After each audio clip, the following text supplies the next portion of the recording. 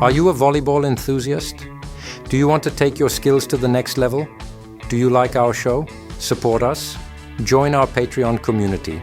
You will not only help us create top-notch content, but above all, you will also unlock great benefits for yourself, such as personalized coaching or early access to our latest videos. Thank you to everyone who supports us. Today we will show you how winding the path is from the first tap on the ball to the masterful execution of a set.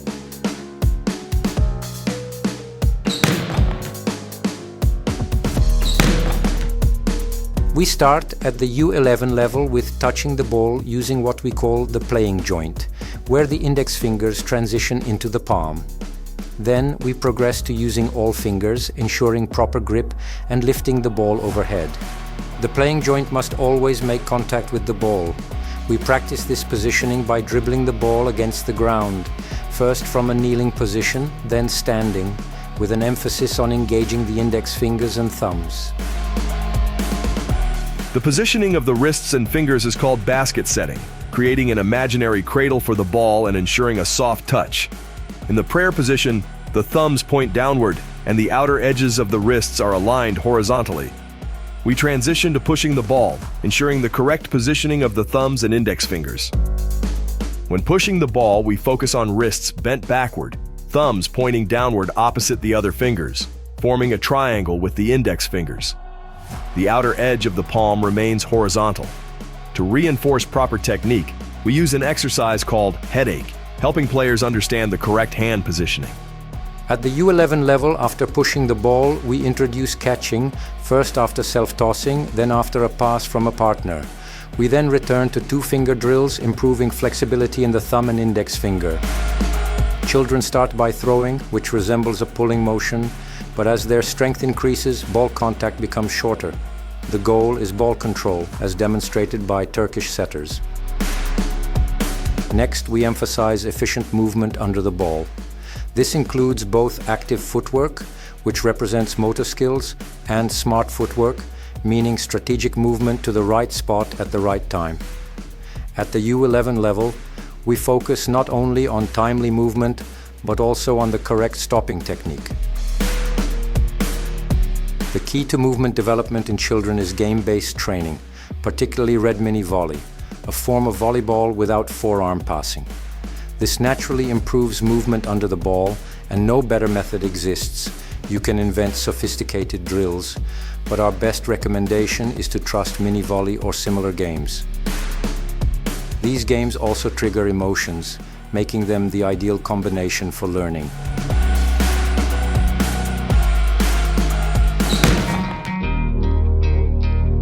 By ages 12 to 13, we progress to overhead self-setting before learning full setting mechanics. During self-setting, the hands naturally fall backward. We use a basketball to press the thumbs down, ensuring correct positioning. Players continuously set the ball to themselves, practicing even against a wall. Next, we combine self-setting and forward setting, first individually, then in pairs and trios. We add movement under the ball, introduce a forehead touch for variation, and use a second ball to create time pressure. Then comes the thousands of necessary repetitions, such as setting against a wall. The key to forward setting is flexible wrist movement. And we also integrate positioning changes to develop adaptability under the ball. We gradually increase the difficulty and bring the drills closer to game situations. Exercises in pairs, trios, and quartets test both ball control and movement efficiency. These drills cannot be done half-heartedly. Errors immediately reveal weaknesses. This also helps assess player resilience. Even 12-year-olds can handle complex coordination drills as long as we maintain high expectations. Active, quick footwork and precision are the foundation for future tactical maturity and setter creativity.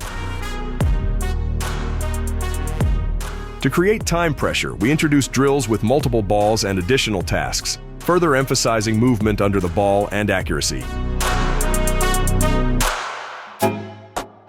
These 9-year-old beginners give us a glimpse of what's ahead.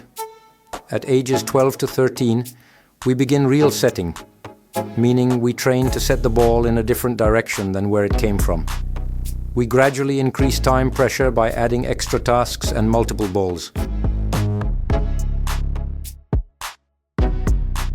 We focus on accuracy, composure, and movement efficiency, ensuring functional footwork under the ball. Some drills are challenging, but fast movement followed by calm stability is essential for precision, just as we see with professional setters. But the journey starts here at ages 12 to 13. The back set is the ultimate skill for a setter. Training starts with a basketball to reinforce proper thumb and index finger engagement.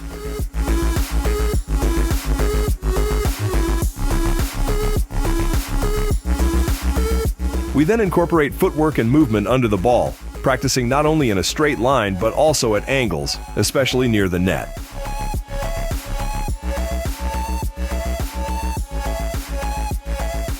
Once again, the basketball helps reinforce mechanics. We use multi-ball drills for quick transitions while also preventing monotony.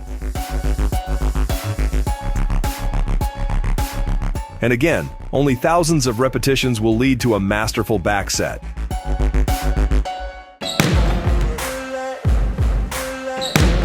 At ages 13 to 14, we begin developing setters, the architects of offense, and the generals of attack.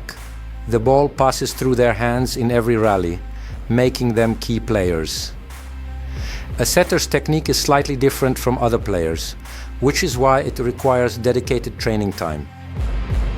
Without proper technique, there is no effective tactic. We include drills that limit body involvement so that the impulse comes only from the forearms and wrists. The contact with the ball should be above the head and slightly in front of the body. Setting is primarily about the connection between the setter and the hitter, where accuracy plays a key role. Aiming for a target, such as a hoop, helps, but what's more important is delivering a set tailored to the attacker. The setter reads the attacker's approach and adjusts the set accordingly. A back set should be quick and deceptive, without the setter giving away their intention by leaning back or altering their posture. Once again, we use the basketball, which, due to its weight, presses the thumbs and wrists downward, reinforcing a key technical element of setting. Developing the proper finger placement on the ball is crucial for setters at age 13. Thumbs and index fingers are the main driving force behind the set and contribute to the unpredictability of a back set. We introduce drills that further limit body involvement, ensuring that the setting motion originates solely from the forearms and wrists. For example, setting on an unstable surface. Bent wrists and the engagement of the shoulders and back muscles are key elements. We supplement everything with preparatory games. Even though these are not pure setting drills, they help players develop hand control in unpredictable situations. One-on-one and two-on-two games already require a significant level of skill and adaptability. The ability to deliver an accurate set that suits the hitter while also deceiving the opponent remains the top priority. The most common foot position during setting is with the right foot forward, as this aligns with the trajectory of the incoming ball. However, the game requires flexibility. In addition to the standard pivot rotation around the right foot, we also see instances where setters push off the left foot.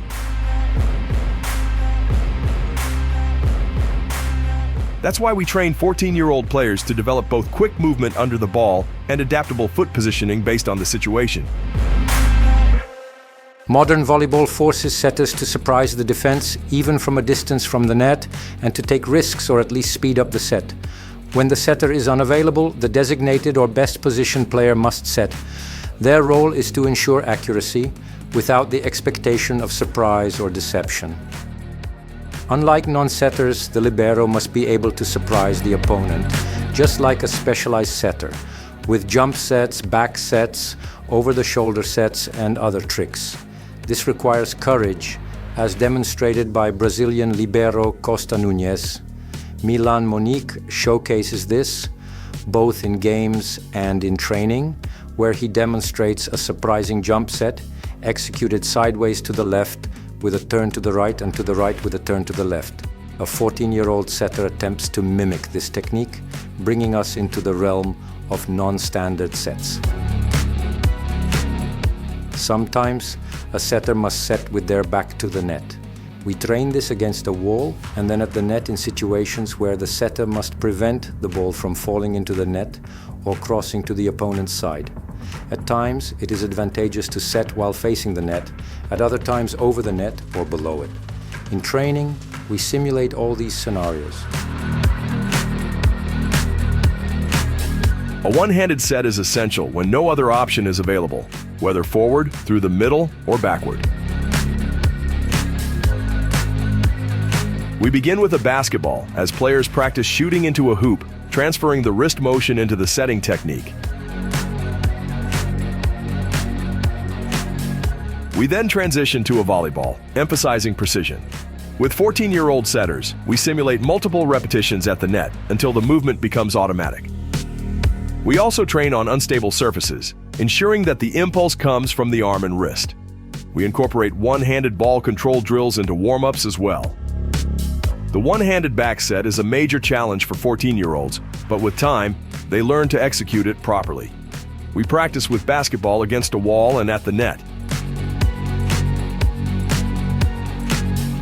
You can see how they gradually master it with solid consistency. For variety, we introduce a game where the second and third touches must be executed one-handed. In emergency situations, not only the setter but also other players must use a bump set or an underhand one-handed set. Even in these cases, the expectation remains that the set will still create an attacking opportunity. That's all for today's episode, and what can you look forward to next time?